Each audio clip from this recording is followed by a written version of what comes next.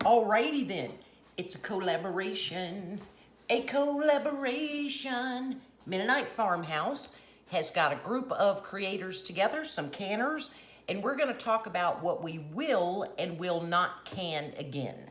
Now, as many of you know, I'm only going to use an approved recipe. My favorite is, of course, the Complete Guide to Home Canning, the USDA. You do not have to purchase the book. It's $10, but you can just download it onto your desktop and have everything at your fingertips. So whenever I'm in doubt, can something be canned? Should it be water bath canned? Should it be pressure canned? This is where I'm going. Now, my new most favorite book is the latest, was when it came out, the all-new Ball Book of Canning and Preserving, because they got a little funky this time and came out with simple one-jar meals. And I have done several in Jarred Up January and Canuary collaborations, and there is not one of them I do not like. And I particularly like that they're small batches because we're 2 adults here, and so Vern and I can in pint jars. And they give detailed instructions on what to add. It's all things we have on hand. So some of the things I have done from that is the pot roast in a jar, and I write on the top, add a tablespoon of flour when I open it. Fantastic. It is more than enough for 2 people. We serve it on rice. Sometimes we'll have our own homemade bread with it or a salad. Can't beat that. And you know that I will make some ugly chicken, okay? Because ugly chicken is all that, and it is still something thankfully affordable that we can wait for sales. But if you don't have 50 of these in your jars, you must not eat much chicken, because we are some chicken-eating fools. So there are 2 ways to do it. Of course, it's raw pack, where you simply slice up. In my case, we generally get on sale boneless, skinless chicken breast, and then I chop those up, and then just goes in the jar by itself to 1 1/4 inch headspace, and then it makes its own broth. And of course, that is chicken broth that I will then pour into ice cube trays and freeze if I'm not using that chicken broth in the recipe. And I've done a video on the chicken in broth, which is much prettier than ugly chicken, okay?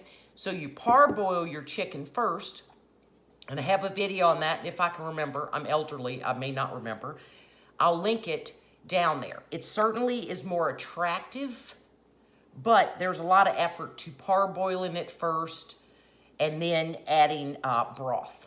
So, and of course, you have to have chicken broth to do that.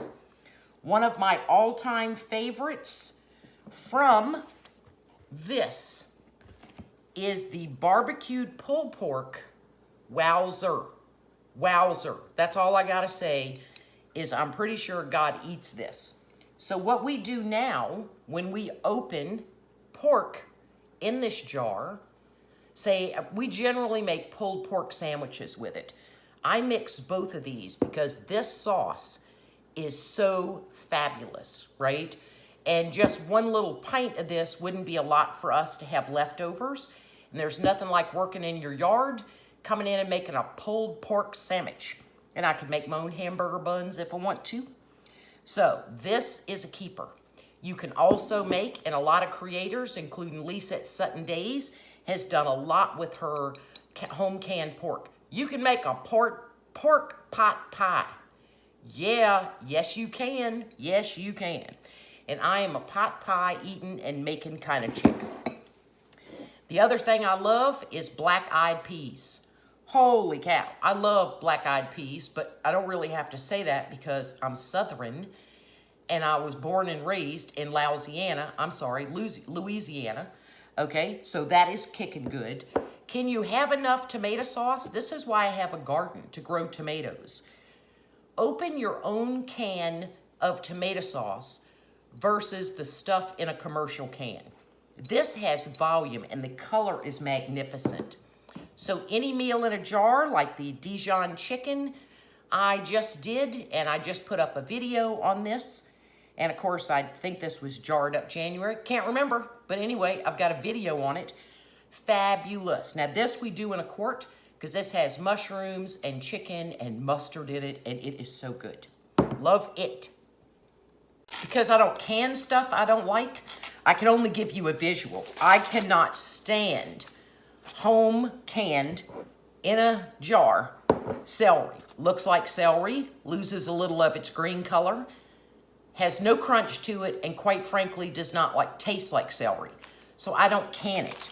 This is how I store mine, where it will stay weeks in my refrigerator.